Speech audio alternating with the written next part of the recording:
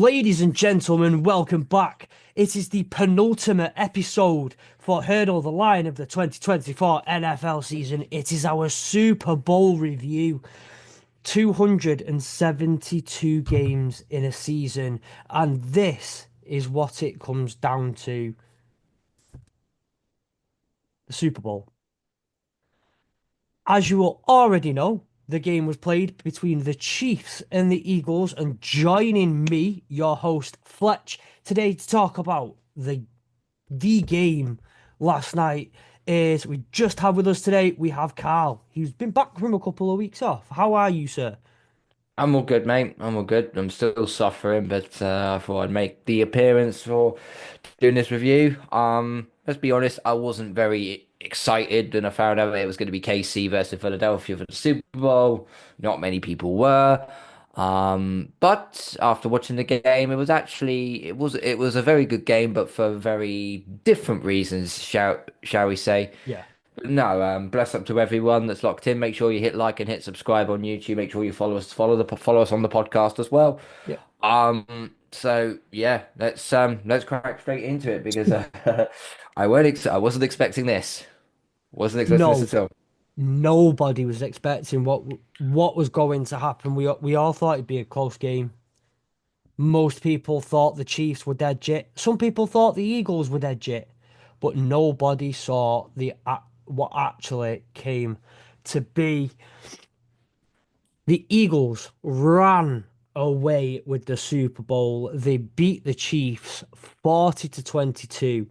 Now that 18-point difference is a lot, but it also is very, believe it or not, very kind to the Chiefs, who were utterly decimated and grabbed a couple of late touchdowns to make it a marginally respectable score.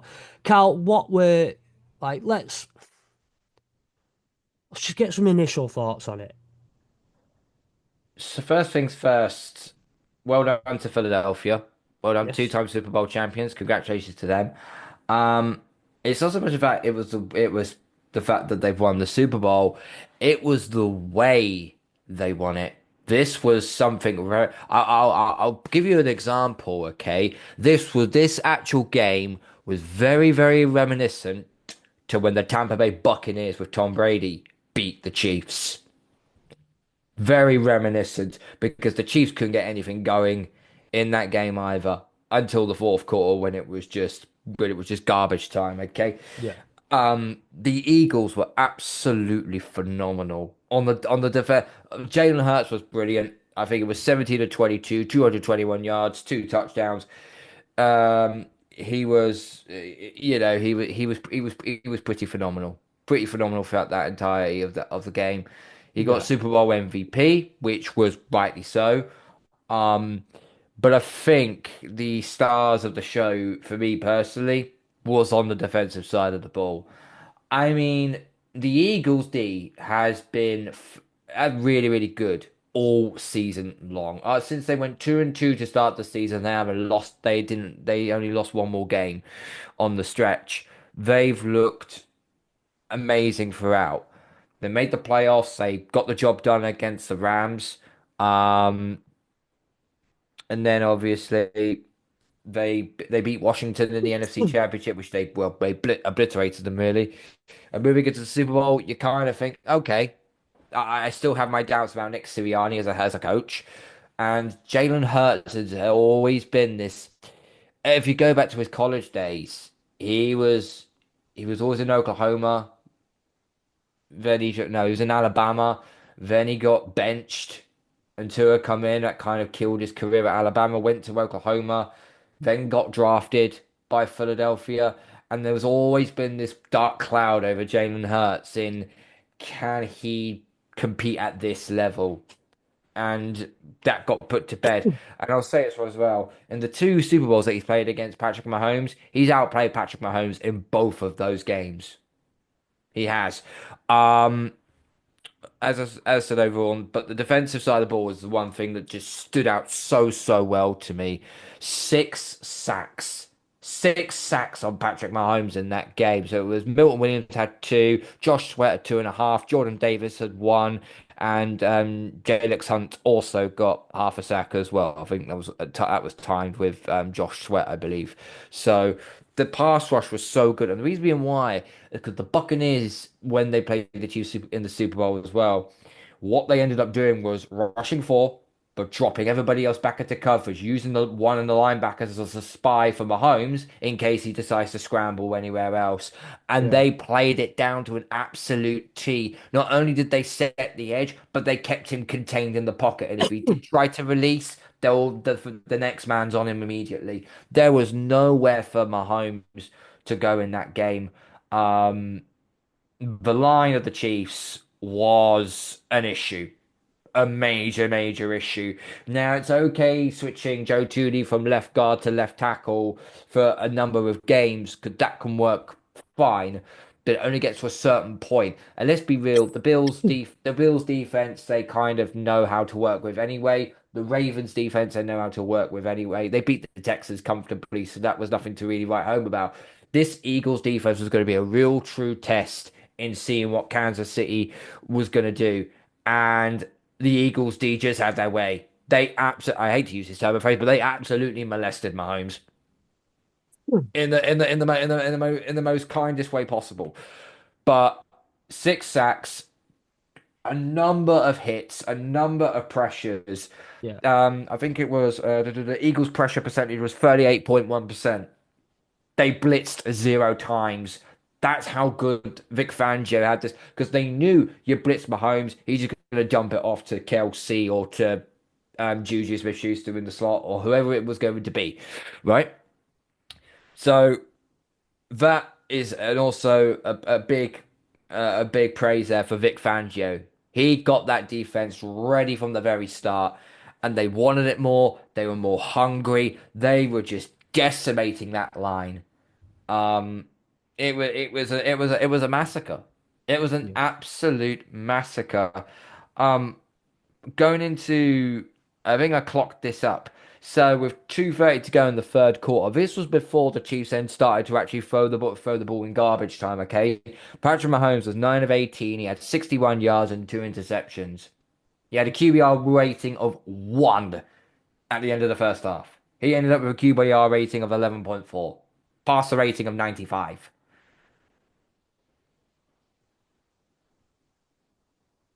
Just. It was just a straight up beatdown. I mean, I've got more statistics here for the Chiefs I have for the Eagles because the Eagles they just completely and utterly ran their socks off. Sorry, the Eagles did rather. So Chiefs first half just on their offensive line. Um, Total net yards 23, yards per play 1.2. They didn't convert any of their third downs. They had six attempts. Not a single conversion at the third down position. And Patrick Mahomes through three quarters in career playoff ranks, okay? Completion percentage 54.5, second worst. Passer rating 52.8, second worst. Turnovers 2, worst. Sacks 5, worst. This and that was in three quarters. I've never seen Mahomes was like happy feet. He was tap dancing all game long. And you just, what I also don't get during that game as well is the lack of adjustments from Andy Reid, from Vic Fangio, from Matt Nagy, the offensive coordinator. Where was the lack of adjustment? Your boy is getting absolutely peppered in that pocket. The line ain't doing jack. You're putting Tooney in a position where they can't set the edge properly. Why are you not moving to a 12-man personnel? Why are you not putting Kelsey and Gray in the line to actually protect? I know that means you've only got receivers out there, but guess what? You need to protect Mahomes. Yeah. And something happened in this, and in the second half, they made no adjustments whatsoever. They just assumed that okay, it's okay, this line will hold up, and Patrick Mahomes' IQ will get us out of the shit. No, as soon as that sack, the next sack came in the start of the second half, I'm like, yeah, nothing's changed. It was just a bad look overall for Kansas City. You know, Yeah. the Mahomes is 3-2 now in Super Bowls, but the two losses have been blowouts. 31-9 against the Bucks, and now 40-22 against the Eagles. That's a differential of 40 points. Yeah. Um, so for me, it was just one of those, as you said already, the Eagles were just dominant. End of story. And I don't know if you can put it down to just clearly the way they felt about it, about losing the last Super Bowl to the Chiefs, or what, but they were just electric from the start. And you say, like, we talk about like Tr Travis Kelce. I did have some of his pass blocking, his blocking That'll be stats. fun. This will be fun. Um, so, so we played two pass blocking snaps. Do you guess what his PFF rating was as a pass blocker? Zero. No, Oh, 12.7. I mean that's still bad. It's horrendous. That It's is that is absolutely horrendous. shocking. It's the It is. worst on the Chiefs. The only player close to him was Isaiah Pacheco with 15. And bear in mind, you're talking like Creed Humphrey, for example, the centre. He had an 85 rating. Mm. So I No, think having a rating of 12.7 says exactly what you need to know about just how not very good Travis Kelce is at pass blocking. this is Um, why I make the argument on a constant basis. This is why I would take Robert Gronkowski over Travis Kelce at any day of the week.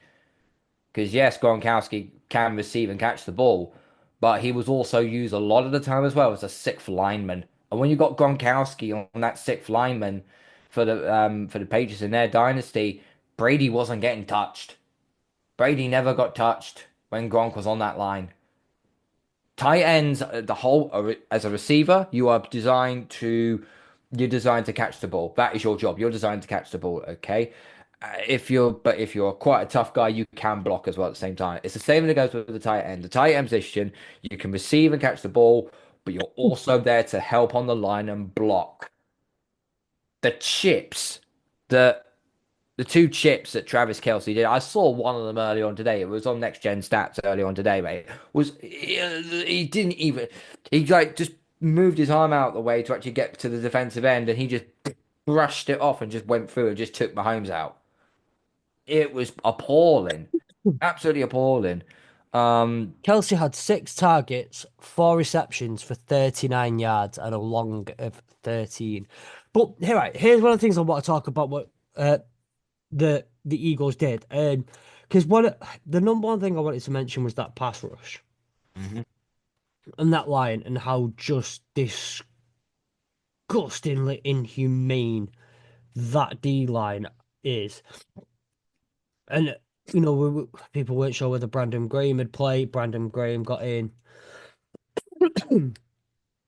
I said just how disgustingly inhumane they are as a unit, because they're absolutely incredible. But what they did really well was contain Mahomes and get instantaneous pressure. So with the containment of Mahomes, because we all know Mahomes is. Let's not pretend Mahomes is what he isn't, and let's not start getting on the whole Mahomes is trash. I'm not saying you are, by the way. Um, But I'm not jumping on the whole Mahomes is this, Mahomes is that trend that people are going with at the moment, and it's Mahomes is a bloody like one of the best quarterbacks to play the game. End of story. As soon as he senses pressure, he's so good at extending that play and keeping it going. He had no options because the D line was bullying the Chiefs O-line. They weren't allowing him lanes to run through. How many times in that game did we see Mahomes take some of those sacks? How many of them were him trying to escape the pocket and finding out that what he thought was a hole in the pocket Turned out to be an eagle ready to kick him. turned out to be a clothesline? Or just getting dragged to the floor. But the other thing I think they did really well, and what I really want to shout this out because is, and again, I'm not saying that. No, let me word this properly. That D line is immense, and it doesn't take away from us just how immense that D line is and was all flipping game. When Mahomes did scramble and get out and extend the play, how many times have we seen Mahomes make an unreal throw on the way down? And it hits, and it's someone in no coverage that you just miss. And then, but that the Eagles DBs did not allow open receivers to get free. They did not allow those quick and easy.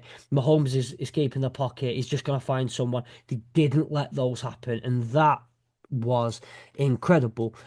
So it was a whole communal effort by that Eagles defense. And it doesn't take away how good the DBs were, doesn't take away from the D line, and how good the D line was doesn't take away from just how good those DBs were, and how just intrinsically ready they were to not let Mahomes make things happen and force things to happen. Yeah, they ruined him. They absolutely ruined him.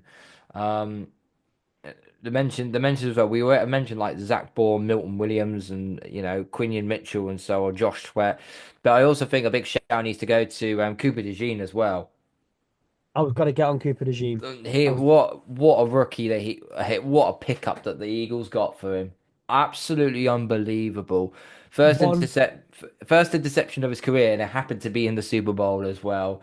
And and it it was happened to be a pick six. it was a pick six, and he was also white, a white playing a safety in a white guy playing safety. You don't get Uh, that uh, very no. mm-mm. So this is what I was gonna do. This I had like the cute little segue into Cooper DeJean. Go on, I'll So let you Sam, have it. Cooper DeJean is not a safety. He's just a corner who will lock down your number one. Yeah. Cooper DeJean is not a safety.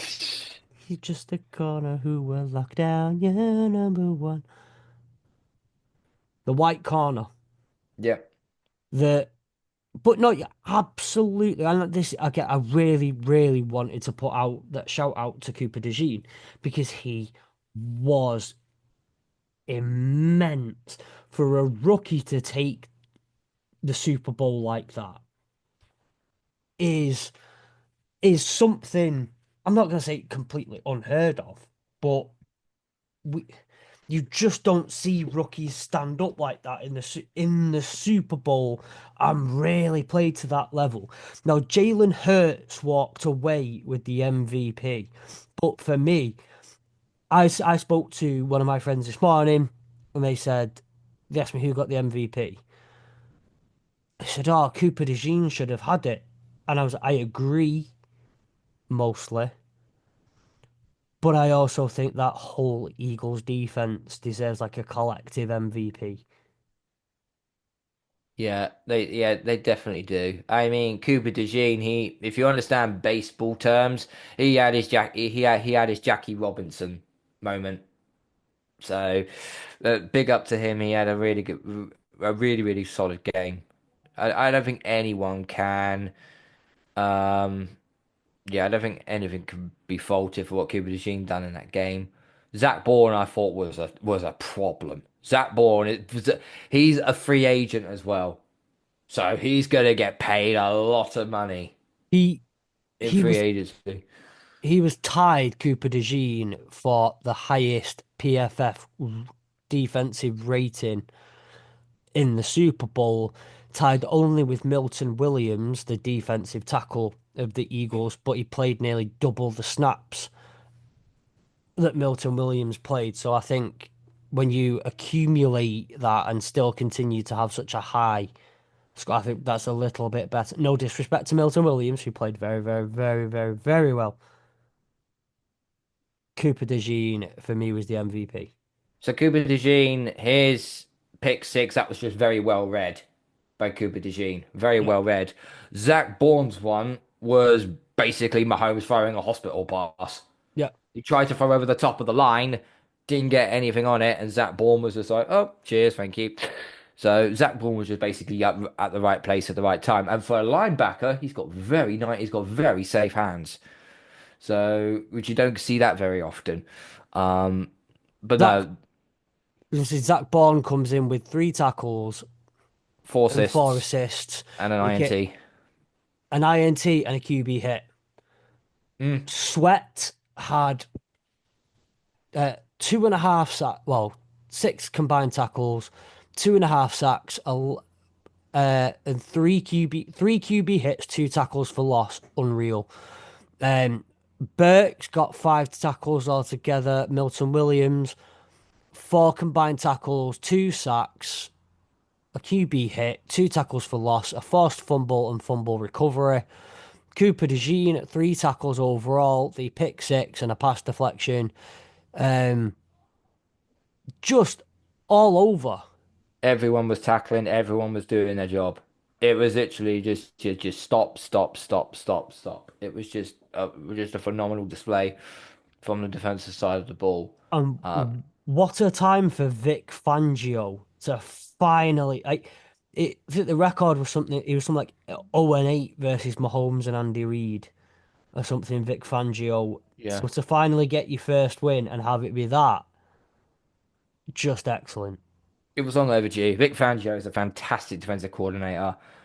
I put him up. I put him up there with the likes of Steve Spagnuolo. I really, really do. Brilliant, brilliant defensive coordinator. But look, at the end of the day, Eagles defense, they did their job, but you've also can't take anything away from the Eagles offense as well. Even though their running game was not optimal. Saquon Barkley, 25 carries for 57 yards. It was an average out 2.3. He barely did any. I'll be very No, honest with you. At least the Eagles did something with the running game. well, The Chiefs did jack. you look at just the fact that, and again, something I really wanted to touch upon here was how the Eagles offensively fared. And like we said, we were talking on Thursday, and one of the things we said, what the Chiefs need to do is just not let Barkley allow Barkley to get those 2 yard runs, 3 yard runs, 4 yard runs. That's fine. Don't let him break that one final tackle and go for a 60 yarder. Give up the 60 yarder, you're cooked. You don't give up the 60 yarder. Keep everything within 5 yards. You're okay. They're not gonna kill you. Saquon Barkley just could not get going. His longest was 10 yards. Mm. And like I say, we've sat there all year and gone, how said about Saquon Barkley, how similar to Ashton Genty. If you listen to the college pod, you'll know the way we talk about Ashton Genty. And as we do some crossover stuff with the college pod on Hurdle the Line on the college pod for the draft, you'll hear a lot of this sort of stuff. And Ashton Genty, it was like, oh, how many yards did he get this week? 150. Is that it? Like, 100 yard games are brilliant for Mm. any running back wants a 100 yard game. So to have like 150 is incredible. But you look at Saquon Barkley and you think 57 yards, that's not the worst game ever. But also like that's Saquon Barkley, so it just feels awful for him. He he also had six receptions for 40 yards as well. But Barkley. So he adds so they even though they couldn't get him on the ground, they still got him open in the backfield. And I think there was a play in the third quarter which was it was nice little another fade ball up to Barkley, and I thought he tried and he's on his back trying to catch it. Reminding me of who's yes, that Seahawks guy who played the Patriots in the Super Bowl 49? That was Curse, I think it was. It yeah, was that sort of play, but obviously Barkley had more sure hands this time round. But yeah, that was a nice ball. That was a that was nice a ball. brilliant one. That was a, that No, was and that got them into the red zone that play as well, didn't it? Yeah. That was the But it was a tale of two halves for I think. And one thing I think the Eagles did really well, and if this did not work, everyone would be coming out and saying Nick Sirianni overthought it. He thought he thought he had something and he didn't. The Eagles went into that game and said the Chiefs will know what they're doing in trying to stop Saquon Barkley. And one of the things that we continue to say, and I'll say it, that I was wrong on this was put the ball in Jalen Hurts' hands. You'll win. Don't if you let Jalen Hurts, if you allow if you put the ball into Jalen Hurts' hands, if you're the Chiefs, make Jalen Hurts win it with his arm. You cooked him. End of story. The Eagles aren't going to win. I was wrong because that first half, he was Jalen Hurts was exactly what you wanted him to. He was the best that he's been this season in terms of the fact that he was efficient with the ball, he was calm in the pocket, he was able to distribute well, read the game well, see what was developing, make smart decisions. And that's something that's a criticism I have had personally of Jalen Hurts, and I know a lot of people have in his direction, and he was fantastic at it Do you know in the who? first half Do you want to yesterday. know something about that Eagles O line? They didn't have an offensive line in front of them. They basically had the equivalent of a brick wall that you use for Mordor in Lord of the Rings. I'll give you, and this is the reason why I'm going to say this, okay? The average height of the offensive line on the Eagles was 6'6". The average weight per one of the tackles or guards or the center was 328 pounds. How the hell can the pass rush get anywhere near the quarterback if you've got an offensive line? And this is just a normal five line. There's no Goddard playing as a swing tackle. This is just your normal left guard, left tackle, center, right guard, right tackle. No way could you get through. I mean, Well, they did get hurt on a couple of occasions, but nothing. But that's I think that was one of them. I think was Mackay Becton actually went out for a little bit because he took a bit of a knock, and I think he got a sack there. The lineman here. I mean, I'm just watching the replays now. It was actually the first drive, 4th and 2 at midfield. Sirianni was like, nope, screw it, we're going for it already. He already put his balls on the table and said, pause. That's it, we're going for it. And for Jalen Hurts, yeah, all the time pocket, but if you a beautiful seam up the right sideline, straight into the basket of AJ Brown, just absolutely on the button.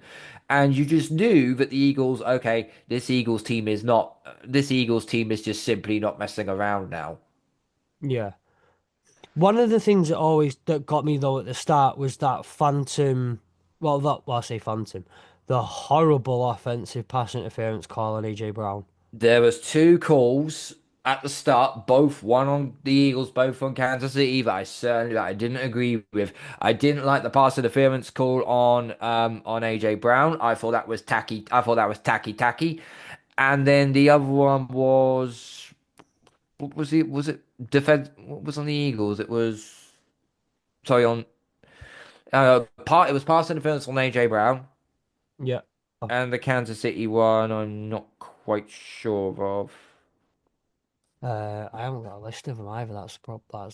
Um, but either way, there were a couple of iffy calls at the start. But what we can say that's not what no one was talking about after that game. No one was talking about referees' decisions. No one was talking about horrendous officiating that changed the game and gifted the game to whoever. That was won on the field. That was won via the Eagles being dominant. This was won by and again, I mentioned about scheme and all that sort of stuff. This was won by well schemed game, well played game, and a very, very talented roster that and like I said, the score was 44-22. Does a bit of reputation support for the Chiefs because they scored three touchdowns. Ah, that was it. I'm sorry, I've just seen the replay of it now. So it was unnecessary roughness. It was McDuffie on Goddard. It was on the second drive. So Yeah, that's the one I believe was Taki Taki, and that led ended up being the touchdown to Dotson, Johan Dotson. Yeah. Yeah, Johan Dotson, former commander as well. Oh, that's gonna sting for Washington. Um, oh no, hang on, no, it wasn't. He was down at the one. We thought it was a touchdown, but no, he was down at the one, and then it went, and then it ended up being the tush push.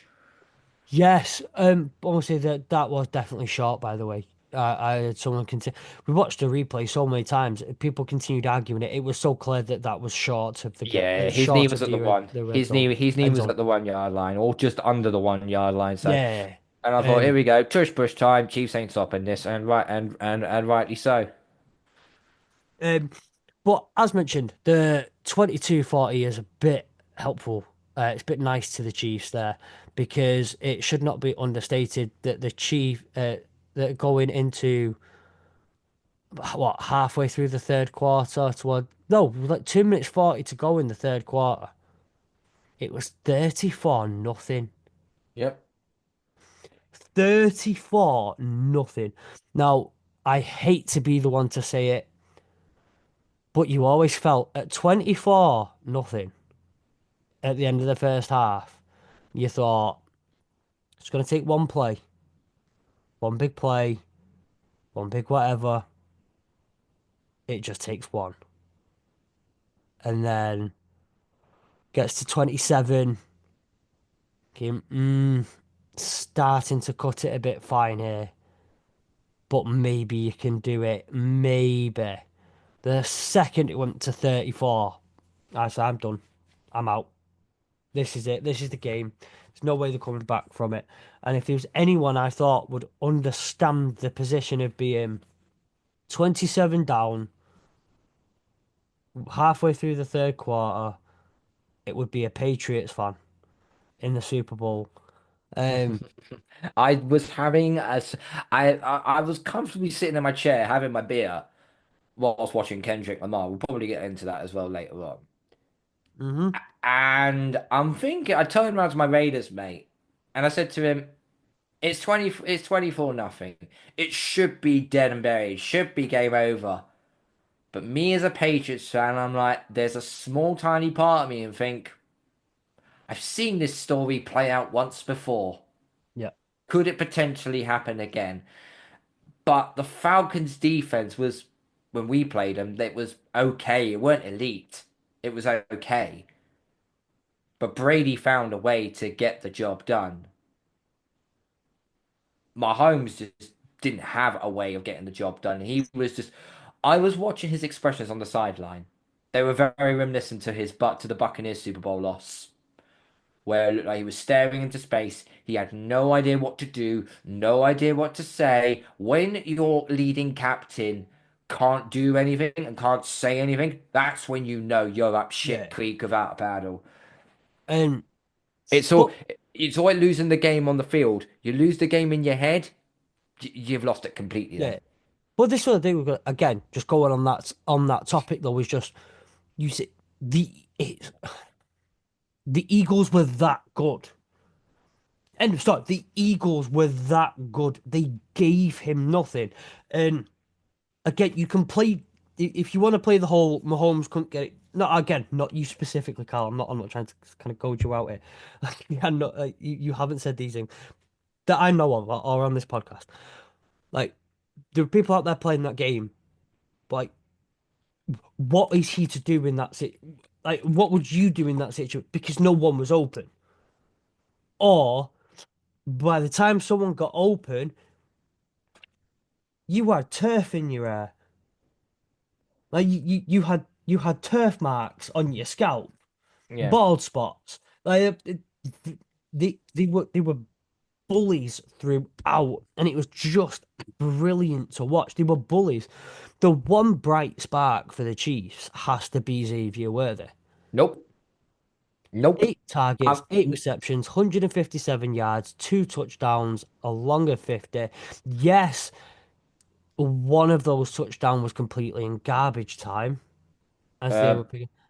both of well, I would probably say both of them were in garbage times. I'm going to be honest with you because, and here's why I'm going to debunk that theory. Okay, So it's all right saying he had 157 yards and two touchdowns and so on. But prior to them scoring their first touchdown was 2 minutes 33 left to go in the third quarter. Xavier Worthy had two catches for 9 yards. You tell me that's not stat padding without telling me that's not stat padding.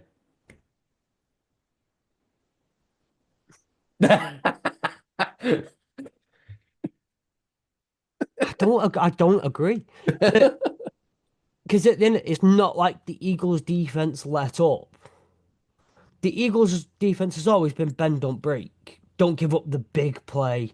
Don't let that happen and let the rest take care of itself.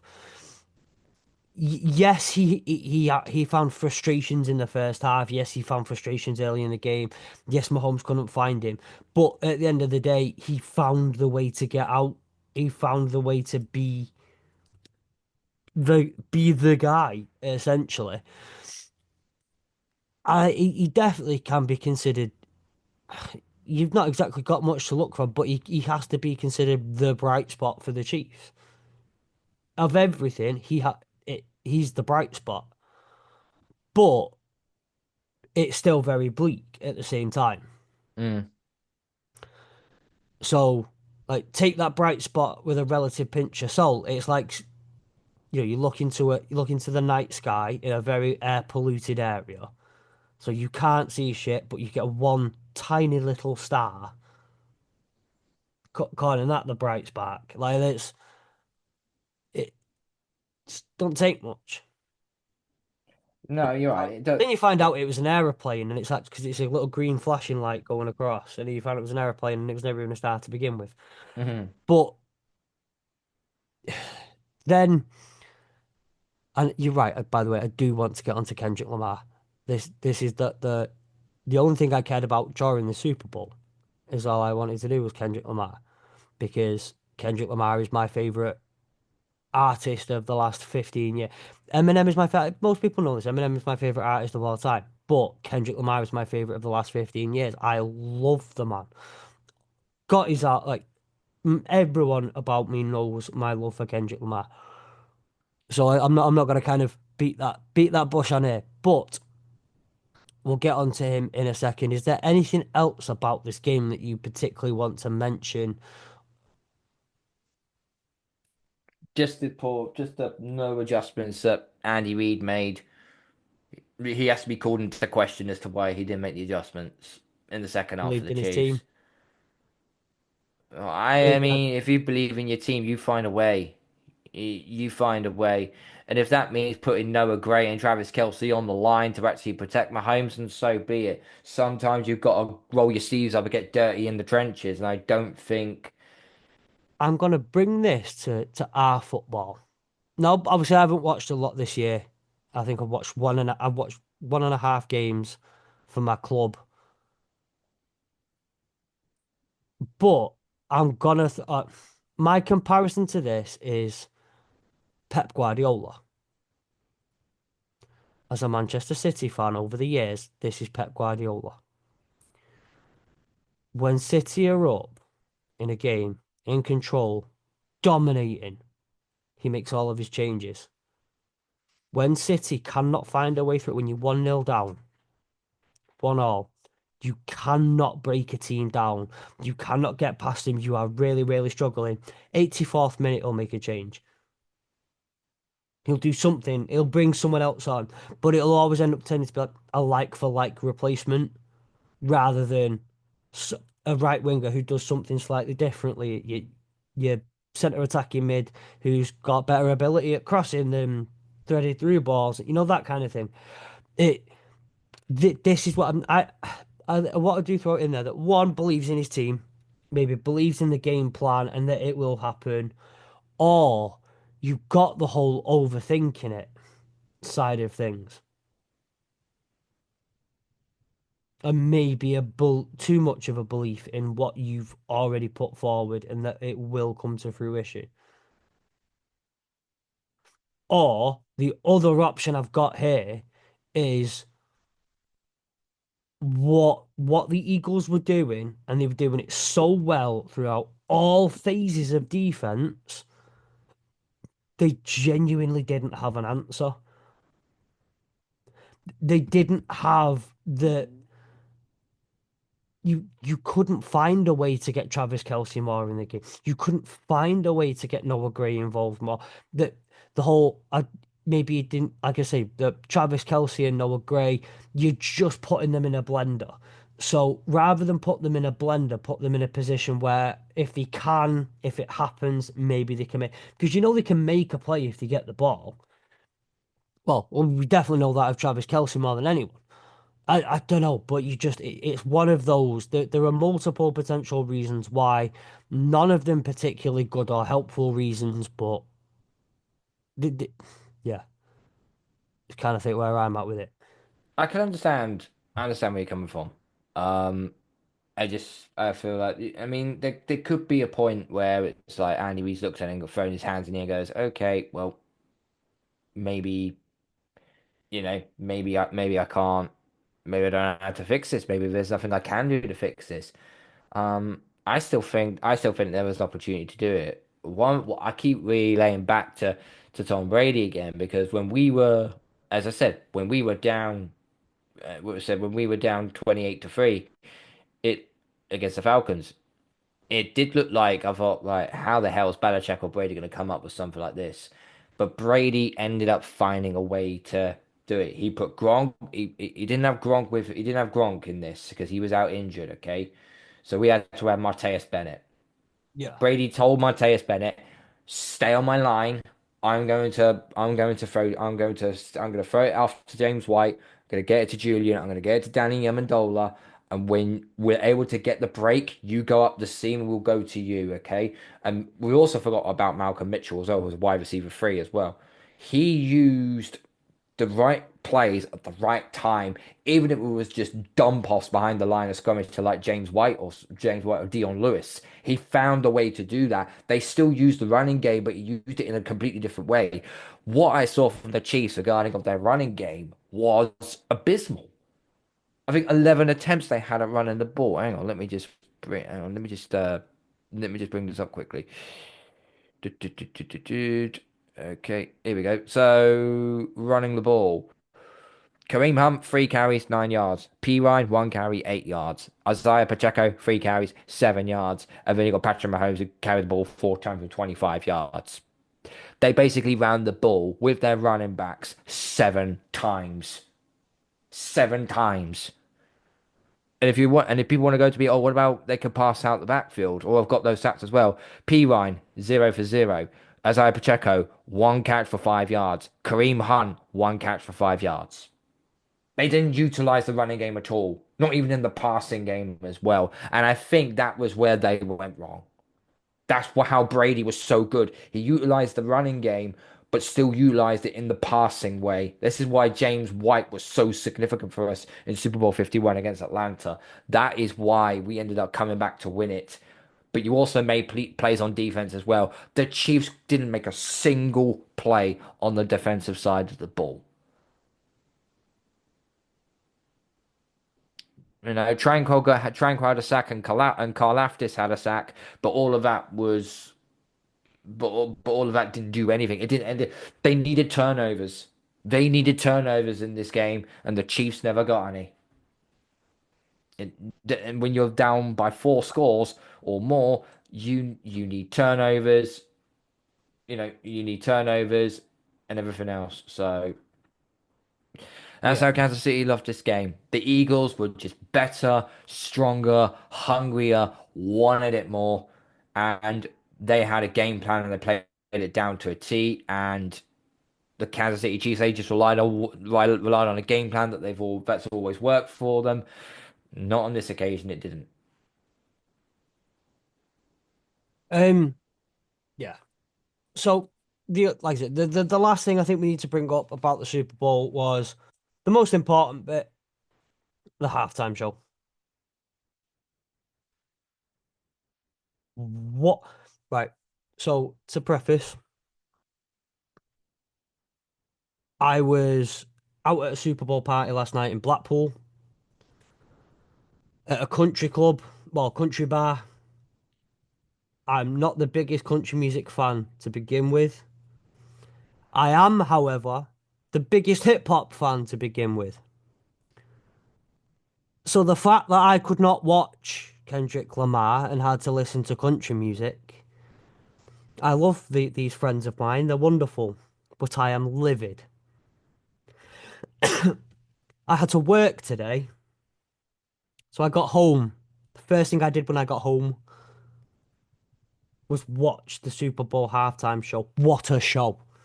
Absolutely, absolutely fantastic from start to finish. And at the chills when the crowd joins in with A minor. Chills. Yes, he's getting fined for performing that song. Yes, he's getting fined for performing multiple of the lines of that song. But the chills, he did it for the beef. Hip hop beef. Hip hop beef at the Super Bowl halftime show. We have arrived, ladies and gentlemen. We have arrived. We are here. This is peak. Scrap the halftime show. The Kendrick Lamar, the one with Kendrick Lamar was in with Eminem, Dr. Dre, Snoop Dogg, Mary J. Blige, 50 Cent, Anderson .Paak. We've had that. That was my wet dream one. This is my other one. I'm happy to never have another halftime show again. Those are my thoughts. I will pass on to you.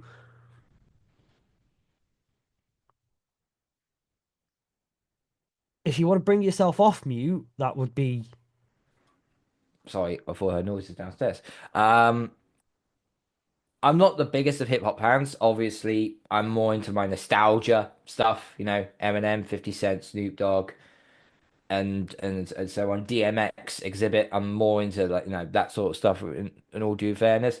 Um, Kendrick Lamar, I've listened to some of his songs, not all of them.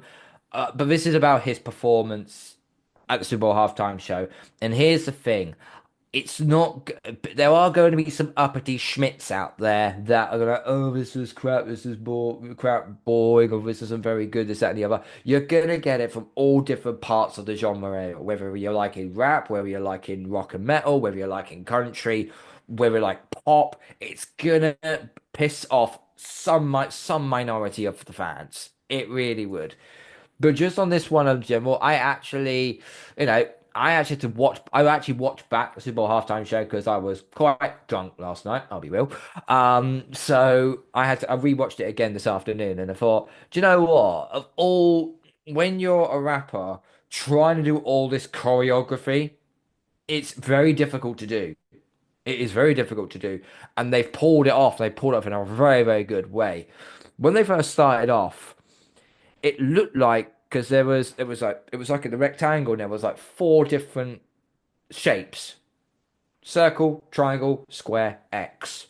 And the first thing that came into my head was, oh, is he bringing us back to say like PlayStation days or something? Because that was first thing I thought about. But no, I thought no, it was a good performance. It's not my favorite Super Bowl halftime show of all time. I still, as you said, with the likes of Snoop Dogg, Dr. Dre, Eminem, and 50 Cent, when they collaborated to do it a few years ago, that was my favorite one of all time. And it will still remain that. Okay. But Kendrick Lamar done really well for what it's worth. He did play the diss track, and yep, that's as far as I'll go with that one. In case you want to as you want me to continue and get yourself cancelled. Um, whack, whack, whack, whack, whack.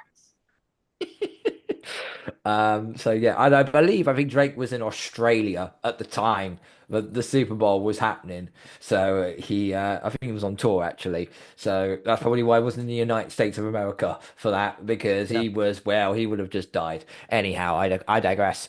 But overall, it was a good halftime show. It caters to a lot of people. My Raiders mate, who's more into his rock and metal, he's like, oh, they need to get Metallica doing one at some point. And I'm like, I goes, they will change it around at some point, but for the right. time being, because I'll be very honest, the new wave of music nowadays is not that good. I'm gonna be very honest, and I know that's me in my old age kicking in now, but it does feel like, especially the new rap stuff, it's just not good stuff. It really isn't. This is why the likes of this is why the likes of Eminem and Kendrick, they're still bearing the flag and still trying to keep rap, you So know, on a very good level. so grab me an oven, a microwave, an air fryer, some pans, some trays, some whatever, and let me cook for 1 minute. Let me cook. Yeah, I don't know why this word has made its way back into my vocabulary. I left it. I thought I left it a couple of years ago. It's back in circulation now. Let me cook. So yeah, let me cook. And I don't. I saved this rant for special occasions, and I'm gonna bring it out now. But for this one special occasion, yes, I have. It's personal. So I am a hip hop kid. I love hip hop. This is my genre. This is my shit. So I am of course very heavily biased into this one, but I can't fucking stand Coldplay. I hate Coldplay with every ounce of my being. I can't stand Maroon 5. The bands that I could not stand. There are certain acts that I've had to. Well, I say had to sit there and watch. When Coldplay did I walked out the room. I smoked a lot of cigarettes and waited for mate to text me and tell me it was over. Right? It was right. Okay. Here come right. The rant will start now. Sorry, I realize I'm going on a tangent. The rant will start now. So there are two maybe three parts to this. Number one, the NFL pay Rock Nation. Part of this rant is a question. Who owns Rock Nation? And it's ROC Nation, not ROCK Nation. Mm, Pass. Jay-Z. Jay-Z, yeah. This has been a deal for the last few years. And I can't remember when the deal ends. So Jay-Z is I don't know if Jay-Z is specifically the person making the decision, but this is Jay-Z's company. We are going to see a R&B, rap, hip hop, more like closer to those themes because that's who's selecting, that's the company that's selecting. Right? So if you're after a Metallica, if you're after an AC/DC, a Guns N' Roses or whatever, if you want to watch not even middle-aged men, elderly men do their thing, fine. You have that. You want that. Go and Super Bowl halftime show. Go on YouTube, right? No one is forcing you to watch it. No one is like making you. You can go and do this. That you can have this thing for yourself. That's fine, right? Part number two. If you are of the ilk that wants Metallica, what I love Metallica. You can, Mrs. Fletch will attest to this. I go through phases, particularly of listening to my playlist for work every day has 5 Metallica songs in it because I have a lot of other things in there. It has Guns N' Roses, it has AC/DC, it has a lot of that era of rock music in it. I like that era of, I love that music. So I'm not coming from someone who doesn't like it or wouldn't want to see it. But the ilk who are desperate to see that and nothing else. The Super Bowl halftime show isn't made for you. They don't make it for you. You are not the person in mind. You are probably an NFL fan. I'm going to say over the age of 40, primarily. These are generalizations, not rules, but generalizations over the age of 40. You were going to watch the Super Bowl anyway. If there was no halftime show. If Miley Cyrus did it or if Metallica did it, you would still be tuning in to watch the Super Bowl. The Super Bowl halftime show is primarily for people who tune in to watch a 15-minute concert. The Super Bowl halftime show is to bring in an audience of people who are not necessarily watching football. The whole point of it is to bring people in to sell the ad slots at half time because that's when the most eyes are considered to be on the game at half time. That is why most people I know wait for the halftime. Most people I know who watch the Super, I've had multiple people talk to me about the Super Bowl today who don't watch American football because they stayed up to watch the halftime. They stayed up to see who the halftime show was, what the halftime show was, stayed up to watch the halftime show, all that sort of stuff, and then turned it off and went to bed. Right, but and I apologize, I'm monologuing, but this is my rant. Right, you have already bought the product. You are already sold on the product and you will return to use the product. They don't need to market to you like this. You were there. It's like buying tickets to a concert or something and then saying you don't like the support act because so you won't go. Like, no, you've already bought in on the primary product. That's the football game. You're there to watch the football game. The halftime show is the support act. It's the thing that's there. Go get beer, go get wings, go turn on YouTube and go watch live performances of Metallica from the 80s. Do what the fuck you want. The show isn't for you. The show is to bring in a brand new audience and to bring in people who are not necessarily watching football. That's why they've been so big on Taylor Swift, because Taylor Swift's audience is not football audience, but it brought millions of people in. Crying out loud, my daughter left my house yesterday and said, Daddy, please can you let me know if Taylor Swift's boyfriend wins? She's 7. But it's that times like that she shows interest in football and I love it because I get to share my thing with my daughter. I love that sort of stuff. I am going to stop my rant now, but to bullet point it into 2 bits to finalize it, Jay-Z and Rock Nation make the lineup. This is the music it's going to be for a while. Cool. Point number 2, the Super Bowl halftime. If you have the problem with the halftime show and you were already going to watch the Super Bowl anyway, uh, the halftime show is not for you. It's not made for you. So shut up. Over to you. Okay. No, you make some good points, okay? I wasn't the one that was whinging about the I Super know, Bowl I know, and halftime I'm show. not I was putting that on referring you. to I was referring to a friend of mine. But I'm going to ask you a question, okay? And just answer me this truthfully. If Kendrick Lamar doesn't release Not Like Us and gets them 5 Grammys, is he on the halftime Super Bowl show? He had Not Like Us before. Didn't Not Like Us come out after he was announced as the Oh, now you've tested me. Now you've tested me.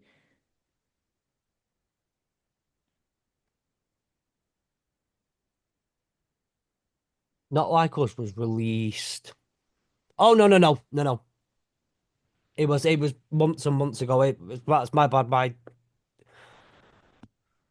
And because he was announced as the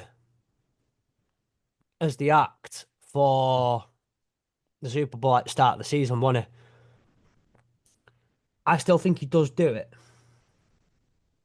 Okay. I because of the height of his career over the last 10 years. He's been considered one of the best. It does help that he's continuously a really hot name right now, and at that point his name was hot all over places. But I still think Kendrick Lamar is fully warranting of a Super Bowl halftime show without Not Like Us. I personally feel like that they do, he is warranted, but I also feel that there has to be a layer as to why that is the case. And obviously, he's had beef with Drake. It's been very, very well documented, and everything else. And you just kind of think of that when he released that track. you know, Yeah, that was what forced the NFL's hand to put Kendrick in there. Look, listen. At the end of the day, we are in a day and age now where if you're gonna get artists that are different. I mean, some of the halftime shows that you see in regular season NFL or even at Thanksgiving NFL, they're not particularly the greatest and so on. Um, I for one have started to get more and more into country music. I like Luke Combs. I not like you as well. no, hear me out. Oh, Hear me out. Okay, I go to a tribute band festival once a year in July down at Wincanton Racecourse. Okay, it's called Rock and Ribs, really good one, and it's a proper American themed. They do rock and metal tribute acts. They also do country acts as well. Okay, and some of the country acts I've listened to are actually pretty good. Okay, and Right. the whole point with country music is there is always a story to that track. Don't worry about listening to the banjo or to the guitar, whatever it is. Just read the lyrics while it's going ahead, and it just makes you can talk about anything, and it sits in country music perfectly. That's all I'll say to that, okay? But look, we are in a day and age now where we're gonna get different acts and so on. There's probably a good chance that Taylor Swift will probably end up headlining freaking next year, maybe. She might dump Travis Kelce and then go into it. We never know. Um, but we are in a day and age how we're gonna get. You could get the likes of I don't know. No, I don't know. There are different artists and acts out there that really I don't know about. But as I said, it's not everyone's cup of tea.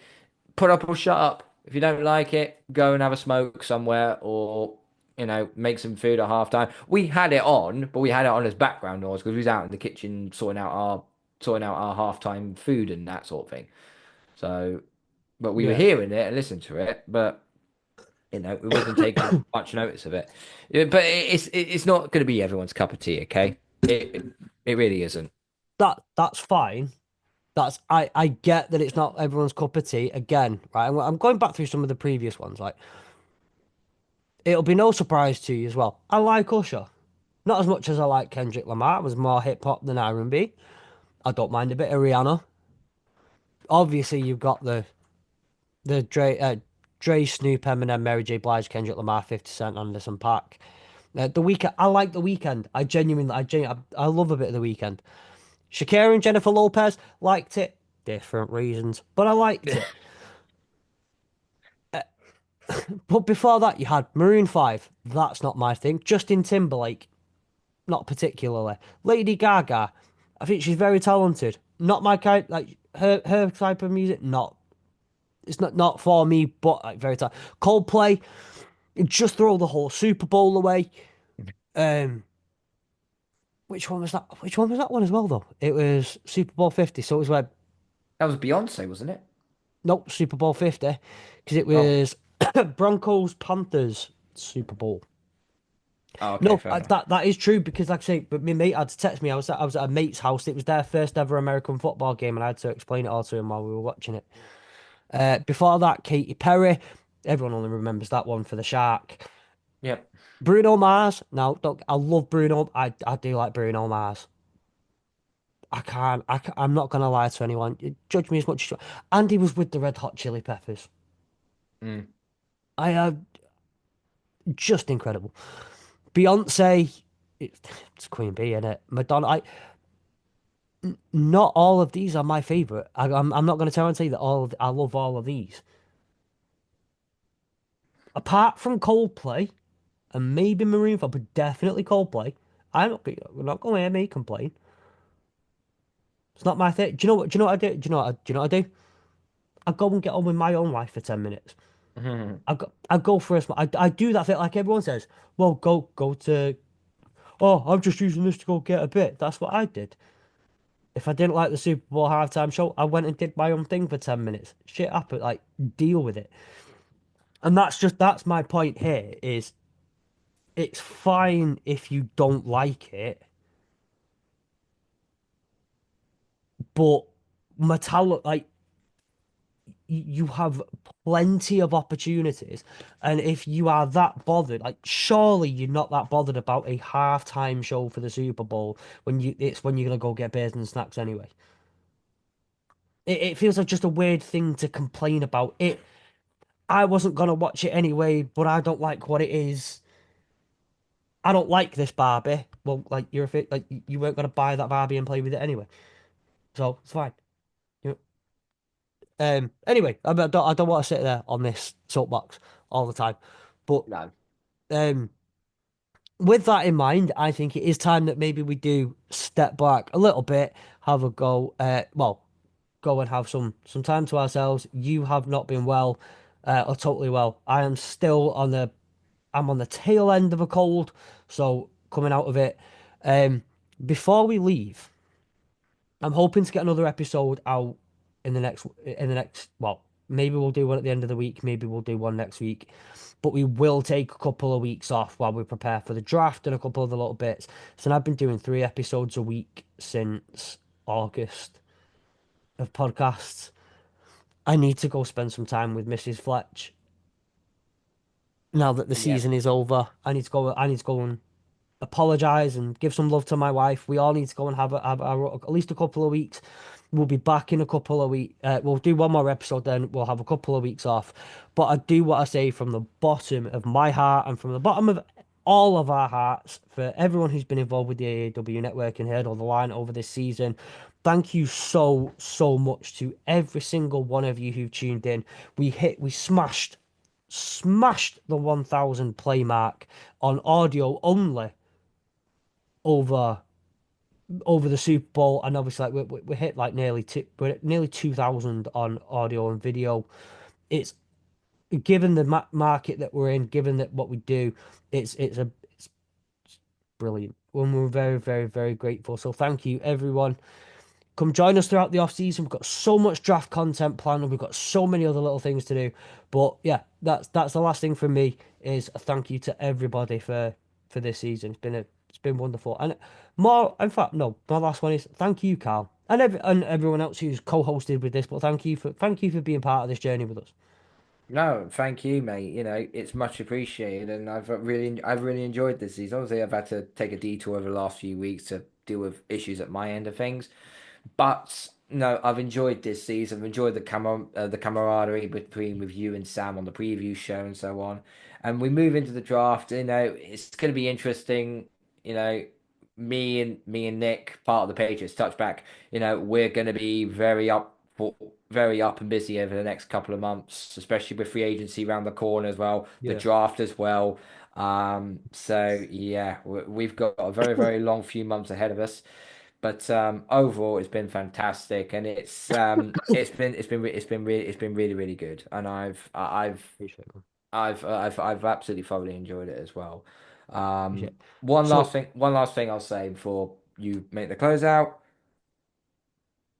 Never anybody, whoever's listening or watching right now, never ever put Tom Brady and Patrick Mahomes in the same GOAT conversation ever again. If you're going to argue, argue with a wall, or come and argue on the Patriots touchback with me and my five guys. We'll put you in the dirt, just like Mahomes did, got 6 times done against the Eagles last night. That's my last thing. So Chapman normally decides this bit for us. I'm going to let you do it this week, Carl. What are we hurdling? we are hurdling the Philadelphia Eagles officially as the dynasty killers. We need it a little bit snappier than that. Mm. Little bit snappier than that one. Got to fit into maybe a podcast, like a YouTube video title. Maybe can't quite get that one in. Eagles stop 3-peat. Hurdle that eagle, stop repeat. Hmm. We'll take it. Go on then. Hurt. Nothing more to be said other than see you later and hurdle that eagle, stop repeat.